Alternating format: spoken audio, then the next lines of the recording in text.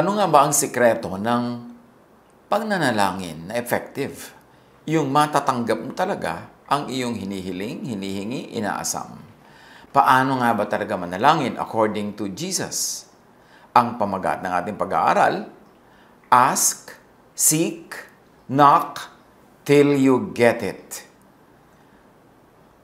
Humingi, maghanap, kumatok, hanggang matanggap ang hinihingi.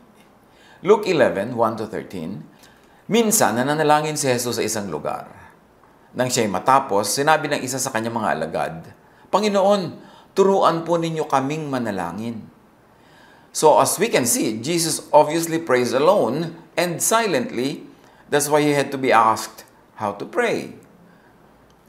Sinabi ni Jesus sa kanila, kung kayo'y mananalangin, sabihin ninyo, Ama, sambahin nawa ang inyong pangalan, dumating nawa ang inyong kaharian. Bigyan mo kami ng aming pagkain sa araw-araw. Patawarin mo kami sa aming mga kasalanan sapagkat pinapatawad namin ang bawat nagkakasala sa amin. At huwag mo kaming hayaang matukso. Nang kahulugan lang, the letters, the words of prayer, and this is also the spirit of prayer. Yung itinuro ni Jesus sa panalangin, kung uungkatin mo, bibigkasin, as is, yun yung words. Pero mahalaga rin yung maintindihan natin yung spirit ng prayer as revealed by those words.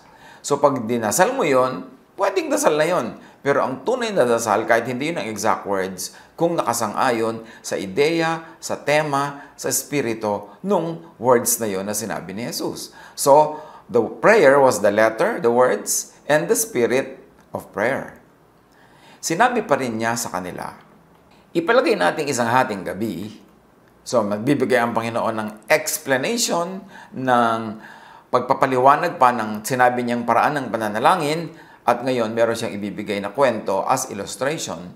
So, ipalagay natin isang hating gabi. So, hating gabi agad, may problem, may challenge, may obstacle. Lalo nung araw na pag hating gabi na, sarado na lahat ng bahay, wala nang tao sa kalsada, nakasara na ang city gates, wala ka nang mabibilhan ng anumang bagay. Sabi niya, ipalagay nating isang hating gabi, isa sa inyo ay nagpunta sa isa ninyong kaibigan at nakiusap. So, merong request, at dahil yun ay request lang, ikaw ay weak. Because power is in another person's hand. Isa sa inyo ay nagpunta sa isa sa inyong kaibigan at nakiusap, Kaibigan, pahiram muna ng 3 tinapay. So hating gabi, pupunta ka sa bahay ng iyong kaibigan, sarado ng bahay niya, nakahiga na sila, tulog na sila, mambubulahaw ka para humingi, manghiram ng 3 pirasong tinapay. So this is to borrow. At 3 ito, marami-rami rin ito. Consider na nung araw, wala naman silang surplus pagkain masyado. Yung eksakto lang na nakakain nila. So 3 pang kailangan niya. At ito ay tinapay. Always needed. Perishable. So hindi pwedeng masyadong iniimbak. Dumating kasi ang isa kong kaibigang naglalakbay at wala akong maihain sa kanya. So meron ditong taong hungry, tapos wala siyang maihain, and this is so much against hospitality. Kasi talaga ang tradisyon noon ay talagang magpapakain ka, magpoproduce ka pag may bisita kang dumating, lalo't siya'y gutom. At ganito naman ang sagot ng kaibigan mong nasa loob ng bahay. Huwag mo akong gambalain. So, yung kaibigan ayaw pa istorbo. Problema yan. Meron kang bisitang dumating, kaibigan mo, wala ka maipakain, pumunta ka sa isang kaibigan, nangihiram ka ng 3 tinapay, ayaw naman niya pa istorbo sa'yo. Sarado na ang pinto at nakahiga na kami ng aking mga anak. Hindi na ako makakabangon para bigyan ka ng kahit ano. So the house was closed, the door was locked, and they were all lying down in bed. And he can't, in fact, he won't get up. Now, ipinaliwanag sa kwento ang dynamics ng prayer, ang sikreto ng prayer that works. At ipinapaliwanag dito, why pray? Kasi may matinding pangangailangan. Wala sa sariling kamay ang solusyon at ang kapangyarihan nasa kamay ng iba. So may mga hadlang para yung kanyang suliranin ay malutas. May obstacles para ang problems niya ma-solve. At nakita rin natin dito yung issue ng how to pray. na later naman natin masyadong i-elaborate yan. Sa pagpapatuloy ng kwento ni Jesus, sinasabi ko sa inyo, hindi man siya bumangon dahil sa kanilang pagiging magkaibigan, well, hindi siya babangon. Not because of friendship, ha? Babangon siya upang ibigay ang hinihingi ng kaibigan dahil sa pagpupamilit nito. Because of the insistence. So sa pang-araw-araw na pangangailangan, sa pang-araw-araw na prayer, at sa prayer, dapat know the need, know the problem, know what to ask for. Specific dito sa kwento, 3 loaves of bread, malinaw, quantified. So isang sikreto na yan ng answered prayer, ng prayer that works. You should know what you need, you should know what to ask for, you should know the details, and know the solution. Alam mo ang iyong need, pero alam mo rin ang solution, bagamat wala sa kamay mo, pero alam mo. And in this case, my neighbor friend. Meron akong dumating na kaibigan, wala akong maipakain, pero ang kaibigan ko sa kabilang bahay, sa kapitbahay ay may pagkain, siya ang solusyon, siya ang tutugon sa pangangailangan ko ngayon. Kaya meron agad tip dito, how to pray and get answers. Dapat hinihahanda mo ang sarili mo para tumanggap ng hinihiling mo. Para magkaroon ng solusyon ng iyong problema, handa ka. And in this case, be neighborly. Be friendly. Have goodwill. Kasi paano kung wala kang goodwill, wala kang pakikisama, wala kang pakikipagmabutihan, kilala mo nga siya, meron nga siyang pagkain, pero wala kang lakas ng loob na lumapit dahil hindi nga kayo magkaibigan. So ang tunay na prayer, hindi lang salita, hindi lang humihiling. Bago pa dumating yung need mo, hinahanda mo ang sarili mo para ma-empower ka, magkaroon ka ng mga tools na ma-solve ang mga problem na pwedeng dumating pa lang. At pag may problem na, define the problem, know how to solve it, at know where to go, who to go to, para matugunan ang iyong pananalangin at ang iyong kailangan. At dapat may itinanim ka para sa oras ng pangangailangan, meron kang anihin. Sabi ng matatanda, pag may isinuksok, may mahuhugot. Pagka meron kang tanim, may maaani ka. So purpose to get what is needed, purpose to solve the problem actively. Hindi lang siya nag-pray sa isang sulok, Lord, bigyan niyo po ako ng tinapay, meron akong kailangang pakainin bisita. Hindi Ang panalangin niya in this case was not words. Ang panalangin niya, action. Pumunta siya sa bahay na alam niyang mayroong noong tinapay. Kaya dapat din, bilang paghahanda sa pag-solve ng iyong mga problem para masagot ang iyong panalangin, huwag kang kimi. Huwag kang mahiyain. Huwag kang may inferiority feeling. Huwag kang na-i-intimidate sa status ng mga tao sa paligid. Pag nasa kanila yung katugunan sa iyong problema, nasa kanila yung solution, sila ang daan, dapat malakas ang iyong loob na humarap sa kanila at magsalita kahit pa nga sila natutulog. Pero siguro naman, kaya naman may lakas siya ng loob na abalahin itong kanyang kaibigan, siguro siya naman ay marami na rin pa nagkakataon na nagpaabala doon sa kaibigan na yun. May tanim na rin siya, kaya ngayon, aani lang siya. Marami na rin siyang naibigay na tulong, marami na rin siyang pagod na naibigay sa taong ito, kaya meron siyang kapital. Kumbaga, meron siyang huhugutin kasi meron siyang tanim. And be persistent. Ito ang itinutukoy ni Jesus sa kanyang ibinigay na illustration. Magpumilit, huwag susuko agad. Sabi na nga nung kaibigan niya, ay natutulog na kami, huwag mo na kaming abalahin. Nag-uusap sila siguro sa pamamagitan ng dingding. There's a wall between them. At nag-uusap lang sila pero hindi sila nagkikita.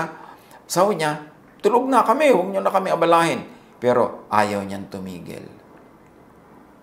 Katok-katok pa rin siya, hingi-hingi pa rin siya, natanggal na yung antok ng kanyang kaibigan. At sabi ng kaibigan, nako, bibigyan ko na nga ito ng kailangan niya, hindi lang dahil kaibigan ko siya, kundi dahil hindi niya ako titigilan. Hindi rin ako makakatulog, mabuti pa, tapusin ko ng problemang ito. Ibigay ko na yung 3 tinapay na yon, hinihiram naman niya, babayaran naman niya. And again, isang preparation para pag ang prayer mo masagot, ang pangangailangan mo matugunan, dapat may good track record ka ng pagbabayad. So katulad nito, nangihiram siya ng 3 pirasong tinapay. Paano ko ang track record niya? Wala siyang binayaran ni anuman sa mga hindi naman niya ng mga nakarang araw. Na siya ay nanunuba, hindi siya marunong magsole pag may hinihiram siya, hindi siya marunong gumante, di hindi siya papahiramin. Kaya, ang tunay na prayer, ang tunay na answered prayer, meron niya na practical preparations yung taong magpe-pray. Hindi ka pa nagpe-pray sa salita, yung action mo naghanda na para nakalagay ang lahat ng instruments, nakalatag, nandyan lahat ng tools, lahat ng helpers are ready, the situation is nice and good and conducive, masasagot ang prayer mo. Nagtataka yung iba, bakit pangako ng Diyos pagka nanalangin sasagutin? Pero marami pa rin katuroan ng Diyos na dapat ay i-consider at gawin para yung pangako na yun ay matupad. Dapat yun may tungtungan, may tayuan, may sandalan, yung pangako na yun. At yun ang iyong paghahanda. Pag sinabi ng prayer na, sinabi halimbawa ng Panginoon na, ang lahat ng needs mo ibibigay ng Diyos, aba, may action ka doon. Nagtatanim ka. Ikaw ang gagawa ng pagtatanim. Ang Panginoon na nagpapatubo kasi hindi mo kayang gawin yon. Pero yung kaya mong gawin na pagtatanim, ikaw ang gagawa nun. Pag sinabi ng Panginoon na lahat ng needs mo, ibibigay ko, huwag ka mag-alala.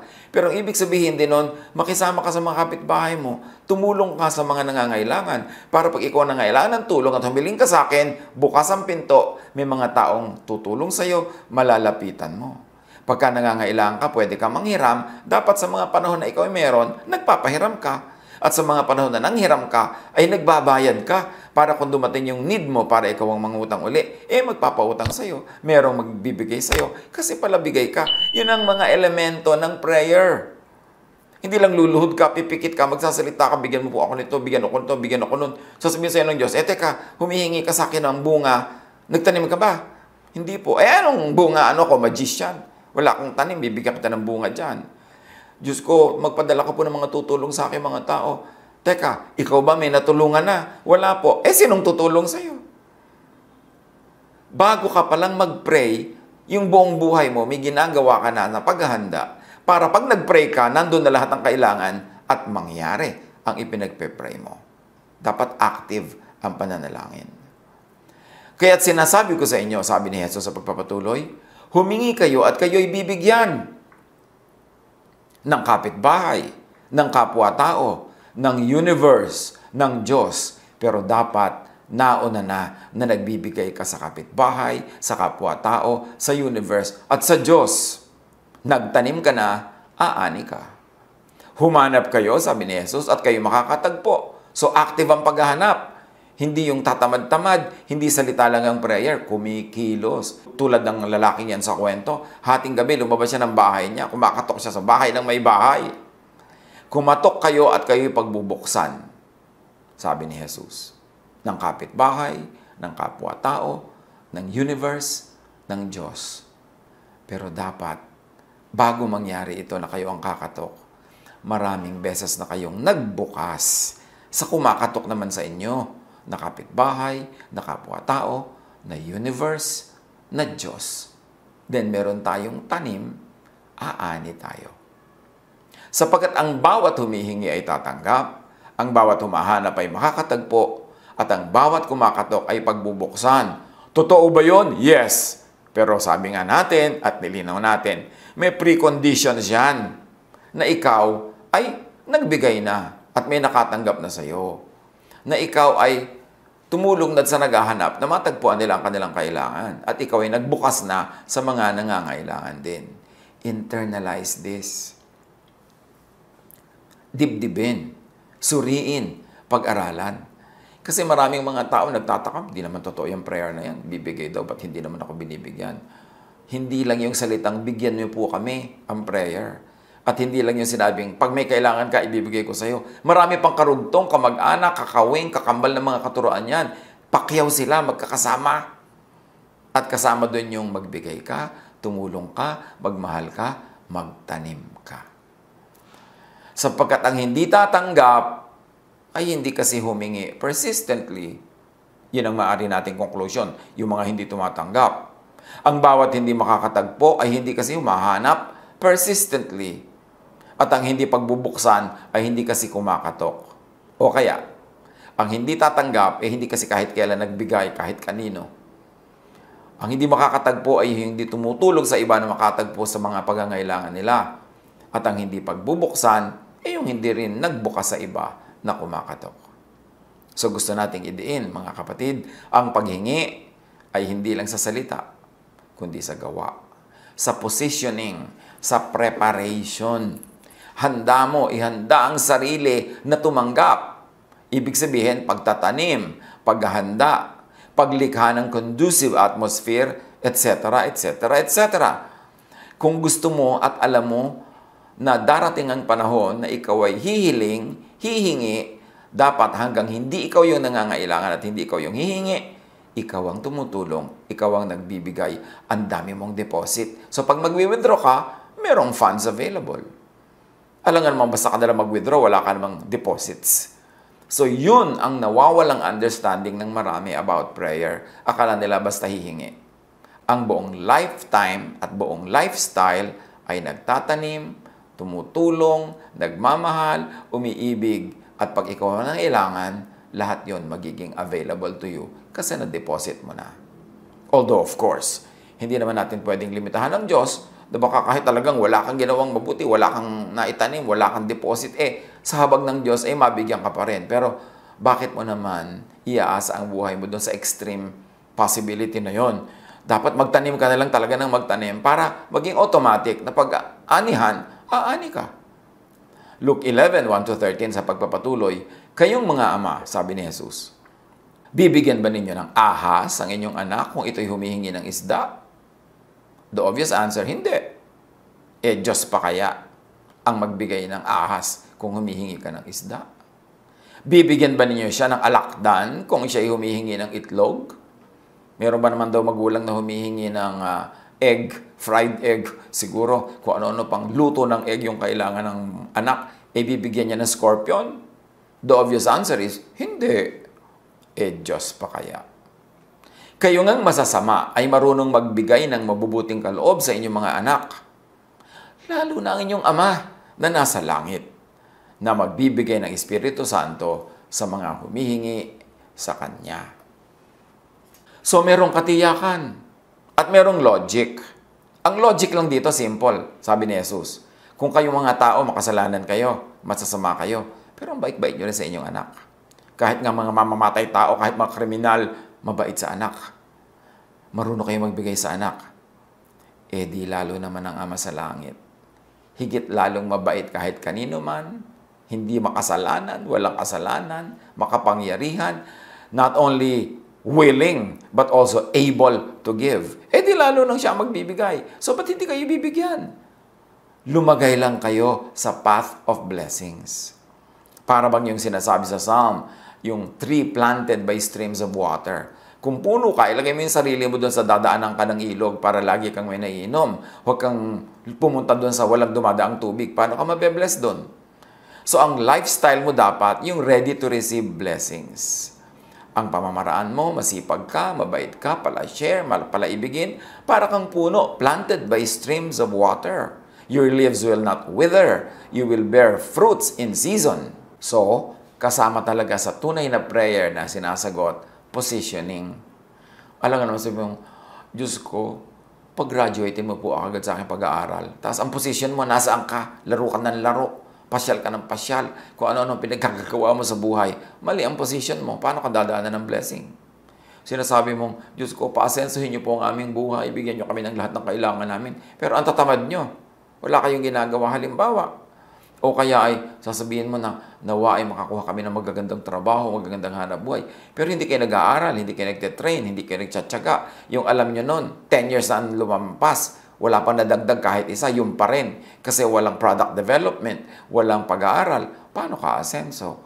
Positioning is part of prayer. Prayer is not only words. More than words, prayer is about action. So level up. Dahil sabi ni Jesus, kung hihingi nga kayo sa Ama, pati Espiritu Santo ibibigay sa inyo, hindi lang bread.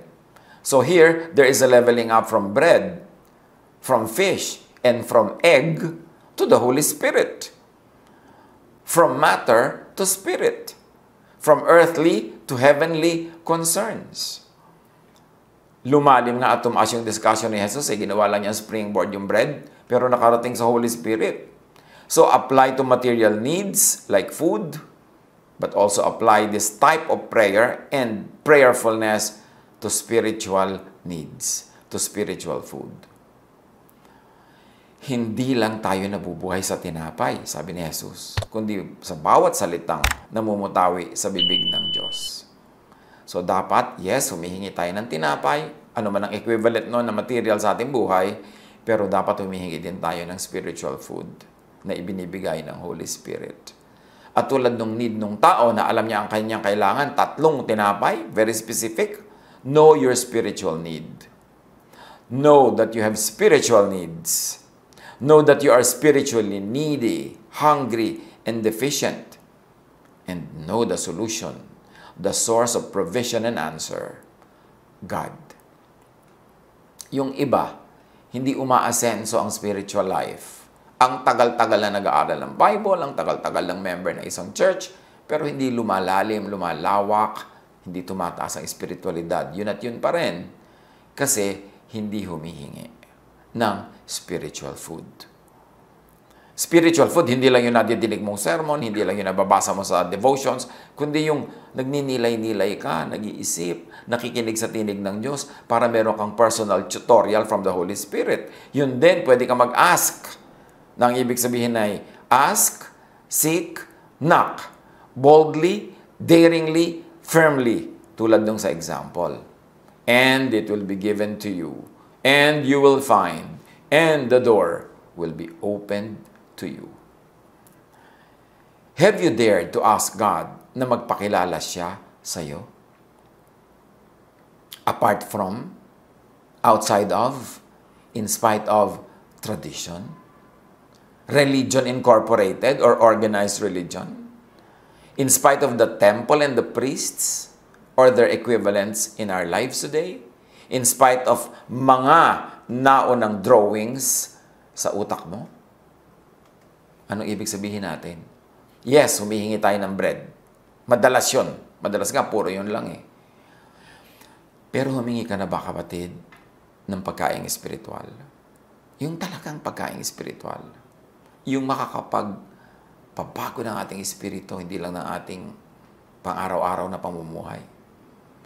Have you dared to ask God to reveal Himself to you? Nakapanalangin na ba tayong Diyos ko? Please lang po, magpakilala kayo sa akin. Labas, lampas, higit sa pagpapakilala sa inyo ng aking tradisyon, ng aking relihiyon, ng aking templo o ng aking mga pare at mga leader sa buhay ko, ng mga naunang drawing sa utak ko na idinrawing ng catechism, ng Sunday school, ng preaching, ng theology. Lord, pwede po ba kayong magpakilala talaga sa akin? Yung talagang kayo, hindi lang yung version ng religion, hindi lang yung version ng mga teacher, hindi lang yung version ng mga sekta na nagtutunggalit, nag-aaway-away kung ano talaga ang itsura ng Diyos. Sabi niya, ask, and it will be given you. Seek, and you will find. Knock, and the door will be open to you. Huwag lang yan i-apply sa material things. More than material things. Spiritual food ang hingi natin. Luke 18:1-8. Sa pagpapatuloy ng lagi na lamang na pagpapaliwanag ni Jesus ng how to ask, how to pray, isinalaysay ni Jesus ang isang talinghaga upang ituro sa kanila na dapat silang laging manalangin at huwag mawalan ng pag-asa. Sinabi niya, sa isang lungsod ay may isang hukom. So yung hukom, lalaki, makapangyarihan, para siyang pader na di matitinag. Kasi sa culture na yon, pag lalaki ka pa lang, strong ka na. Tapos hukom pa siya. At siya daw ay walang takot sa Diyos at walang iginagalang na tao. So this was a very formidable man. Nakakatakot. Dahil walang takot sa Diyos. Tapos walang iginagalang na tao. Meron siyang kapangyarihan. Lalaki siya, hukom pa. Yun ang problema. Nakakaharapin ng karakter na ipapakilala sa atin ni Jesus. Sa lungsod ding iyon ay may isang byuda. Contrast naman. Woman, na nung culture na yon, sa panahon na yon, ay weak na agad dahil woman. Tapos widow pa. walang asawang lalaki, at maaaring walang anak na lalaki ito, walang kapatid na lalaki, nag-iisa na sa buhay, wala nang magulang dahil matanda na rin naman siya. So she was weak. Here there are two characters. Lalaki, hukom, malakas, walang takot sa Diyos. At babae naman na mahina. Apparently, ang babaeng ito ay may kaso na dinidinig sa sala sa hukuman ng judge. Lagi siyang pumupunta sa hukom at sinasabi, "Bigyan po ninyo ako ng katarungan sa aking usapin." Tinanggihan siya ng hukom sa loob ng mahabang panahon. So yung hukom dito was like the sleeping neighbor. Ayaw tumulong dun sa nangangailangan. Ayaw tumulong dun sa mahina at mayroong specific need na pwede naman niyang ibigay kung iibigin niya. Pero ayaw. Matagal na panahon na tanggi siya ng tanggi. Ngunit, nang magtagal, ay sinabi ng hukom sa sarili, "Kahit ako'y walang takot sa Diyos at walang iginagalang na tao, ibibigay ko na ang katarungang hinihingi ng biyudang ito, sapagkat lagi niya akong ginagambala at baka mainis pa ako sa kapupunta niya rito." So, he was like the sleeping neighbor. Sabi niya, ayaw niyang tumigil, iniistorbo niya ako, bibigyan ko na nga ng tinapay ito para matahimik na at ang buhay ko din tumahimik. At sabi naman ng hukom, para matahimik na rin ako dahil ayaw kong tigilan ng babaeng ito. Natagaroy ang babae, mahina, ako'y malakas, pero ako ang na-stress. Ako ang nagugulo, kaya ibibigay ko na lang ang gusto niya. At nagpatuloy ang Panginoon. Pakinggan ninyo ang sabi ng masamang hukom na yon. Ngayon, ipagkakait kaya ng Diyos ang katarungan sa kanyang mga hinirang na dumaraing sa kanya araw-gabi? So like the father in the first illustration on bread, on fish, and egg na ibinigay yun sa anak, ganun daw higit pa ron ang Ama natin sa langit, ibibigay ang hinihingi natin. Lalo't ito'y makatarungan, matuwid at tama. Sila kaya'y paghihintayin niya ng matagal? The answer is no. Sinasabi ko sa inyo, pagpapatuloy ni Jesus, agad niyang ibibigay sa kanila ang katarungan, ngunit sa pagbabalik ng anak ng tao, may daratnan pa kaya siya mga taong may pananampalataya. Pananampalataya sa ano? Sa dynamics ng prayer, sa Diyos, sa readiness, willingness, and ability of God to give, sa position ng tao as children of God. Mahalaga nating linawin yan. Hindi lang pananampalataya sa Diyos ang hinahanap ng Diyos. Yung nananampalataya ka sa paraan ng panalangin na itinuro ni Jesus. Nananampalataya ka sa pagiging handa at sa pagiging laan at kaya ng Diyos na magbigay. At naniniwala ka ba sa iyong posisyon bilang anak ng Diyos? Na pwede kang humingi? Na ikaw ay pagbibigyan? Na ikaw ay babangunan kahit madaling araw o kahit ating gabi? Na ikaw ay bibigyan ng hinihingi mo? At yung Diyos, hindi katulad ng lalaking natutulog at hindi katulad ng judge na malupit, hindi siya naiinis. Willing, able, ready, loving to give. Yun ang contrast ng mga characters na ipinakita sa atin ni Jesus. So, anong pangangailangan mo sa buhay, kapatid? Remember, huwag lamang material needs ang isipin, kundi spiritual food din. Kailangan nating mag-grow in Jesusness. Kailangan nating maunawaan sino si Jesus. Kilala ba natin talaga siya? Kasi kung kilala natin si Jesus at ang turo niya, ba't halo-halo ang theology sa loob ng utak natin? Pinaghalo-halo natin yung law at grace. Pinaghalo-halo natin yung kindness at saka yung cruelty ng mga relihiyon at mga relihiyoso. Bakit halo-halo sa isip natin kung tayo ba'y magpapatawad o magpaparusa? Tayo ba'y tatanggap o magre-reject? Pagka ganyang halo-halo sa utak natin yan, hindi pa clear sa atin kung sino si Jesus at kung ano ang Jesusness. Have you dared to ask God to reveal Jesus to you? To the point that you will understand Jesusness, the teachings of Jesus, the style of Jesus, the love of Jesus. Sasabihin mo, pagka mayroong mga hadlang sa iyong problema, o nandun yung solusyon pero mukhang nakakatakot siya at hindi niya ibibigay, kapitbahay lang siya. Hukom lang siya. Blank, blank, blank lang siya. Pero anak ka ng Diyos. Nananalig ka ba doon? Kaya sabi ni Jesus, meron kayong matatagpuan ako nananalig. Hindi lang nananalig na may Diyos, kundi nananalig na sila ay anak ng Diyos at mahal ng Diyos at didinggin ng Diyos ang kanilang mga dalangin. Nananalig na may turo at pangako sa iyo si Jesus. Huwag mahiyain. Yan ang isa nating tandaan. Hindi mahiyain yung lalaki na nambubulahaw dahil kailangan niya yung tinapay. Hindi mahiyain yung babae na punta-punta na sa hukom, punta siya ng punta, kahit pa nga, hindi siya dinidinig. Pag mahiyain, talo ka na agad. Pag mahiyain ng magulang, talo na agad yung anak. Kung yung mga anak ay mga minor de edad at wala pang sariling kakayahan. Pag mahiyain ng anak, ipapatalo din niya ng magulang. Ang mga mahiyain, talo. 1 Corinthians 9, 3-7, I'm not shy in standing up to my critics. Kahit si Paul, ang dami niyang critics, ang dami niyang haters dahil sa kanyang turo on the love of Jesus. Sa kanyang turo na ang law ay tapos na at yan ay pinalitan na ni Jesus ng law of love. Ang dami niyang haters na mga makahudyo, makalaw, makamoses. Pero sabi niya, I'm not shy in standing up to my critics. 2 Timothy 1:7, for the Spirit God gave us does not make us timid, but gives us power. So anak ka ng Diyos, dapat hindi ka kimi, hindi ka mahiyain, hindi ka torpe, hindi ka dungo. Kasi paano mo maipapanalo ang kaso? Paano mo makukuha ang tinapay? Paano mo makukuha ka ang justice? Kung ikaw mismo, huwag na nga akong pumunta, nakakahiya. Huwag na nga akong kumatok, baka hindi ako pagbigyan, baka ako pagalitan. Yung hiya agad ang aandar sa utak mo, wala mangyayari sa buhay mo. Marami mga ganong tao, pinipigil nila ang kanilang sarili. Parang merong magandang restaurant. Sabi ng anak, Nay, kain tayo dyan. Ay naku anak, malinis, maganda, baka mahal, wag na lang. Hindi man lang titingnan yung menu kung kaya ba nilang bayaran or not. Siya na agad ang magvo-volunteer na matalo at huwag makuha yung gusto niya o gusto ng kanyang mahal sa buhay. Lagi na lamang na huwag na, nakakahiya. Baka hindi tayo pagbigyan. Natatakot na matanggihan. Ano naman mangyayari sa'yo kung natanggihan ka? Hindi ka naman mamamatay kung nasabihan ka ng no. Paano kung naging yes? At baka nga ikamatay mo pa kung hindi ka magkaroon ng kailangan mo. Huwag masimi, huwag mag-alangan, ma-inferior sa kapwa. Dapat huwag ma-intimidate. Genesis 33:11, and because Jacob insisted, Esau accepted it. So dahil may nagpilit, may tumanggap.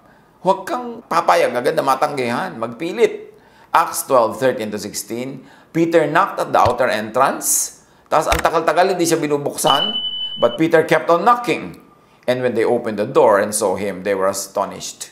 Kung kumakatok si Pedro, in danger pa naman ng buhay niya, ang tagal-tagal, walang nagbubukas. Sabi niya, baka tulog sila, nakakaya naman. O kaya, naku, baka galit sila sa akin, baka ganyan, baka ganun. Alam niyo, maraming tao, they overthink. Walang malay yung kapwa. Yung pala, pinagbibintangan na, ay, galit siya sa akin. Ay, nagpaparinig siya sa akin. Ay, ganito, ay, ganun. Dapat hindi ganun. Don't overthink. Don't overworry. Knock, keep knocking until the door opens. Huwag mangharang sa sarili. Huwag maglimita sa sarili. Na ikaw na mismo ang nagbabawal sa sarili mo. Ay, baka bawal dyan. Huwag tayo dyan umupo. Ay, baka bawal pumunta doon. Huwag tayong pumunta. Pumunta ka at pagka na lang talaga sinita ka at pinapaalis, doon ka na lang umalis. Huwag yung ikaw mismo ang nagbabawal at naglilimita sa iyong sarili. Ephesians 3:12, in Him and through faith in Him, we may approach God with freedom and confidence. God pa yun, ha? Yung palang tao, judge lang, kapitbahay lang, approach with freedom and confidence. You want your prayers to be answered? You want to receive the bread? You want to receive the justice? Huwag tamad. Kumilos. Gawin ang dapat gawin. Huwag iasa sa iba. James 1:2-4, let perseverance finish its work so that you may be mature and complete, not lacking anything. Dapat masigasig. Dapat hindi sumusuko. Dapat sige ng sige hanggang magtagumpay. So huwag susuko agad. Hebrews 10:35, so do not throw away your confidence, it will be richly rewarded. So, paano tayo tatanggap ng kailangan natin? Paano tayo magkakaroon ng answered prayers? Ask, seek, knock, until you receive it. But remember, may preparations dyan. Bago ka palang mangailangan, nagtatanim ka na. Bago ka palang manghingi, nagbigay ka na. Nauna ka na. Bago ka palang mangailangan, tumugon ka na sa mga nangangailangan. Bago ka magpatulong, marami ka ng tinulungan. Kung ano ang tanim, siyang aanihin. And when you do that, when you pray with words, and more importantly, you pray with action, and you believe in God, you believe in your position in God's universe as God's child, ask, seek, knock, and you will receive it. I-apply sa buhay. I-apply sa prayer life. Yung mga madadasalin dyan na walang natatanggap, mag-review kayo, baka puro salita ang dasal nyo. Di ba sabi ni Jesus, don't think that you will receive because of your many words. Do not think that you will be heard because of your many words. No. Ang papakinggan ng Diyos more than your words ay ang inyong action. So yung hingi ng hingi, ang hinahanap ng Diyos, action mo. May ginagawa ka ba? Para matanggap mismo in a practical way yung hinihingi mo dahil may ginagawa ka ring practical means. Prayer is not only words. Prayer is action. At kung act ka ng act, kahit hindi ka mag-pray with words, nagpe-pray ka pa rin. Reviewin ang prayer life para hindi tayo nadi-disappoint. Baka hindi natin laging na-appreciate yung deeper meaning of prayer as Jesus taught, exemplified, and explained. At nawa, ang ating prayer life maging napakabunga, masaya, at makulay. Natatanggap natin ang mga kailangan natin kasi nagpe-pray tayo with action. Nagtatanim tayo. I-apply sa pang-araw-araw na buhay, pag-isip-isipan. God bless us all.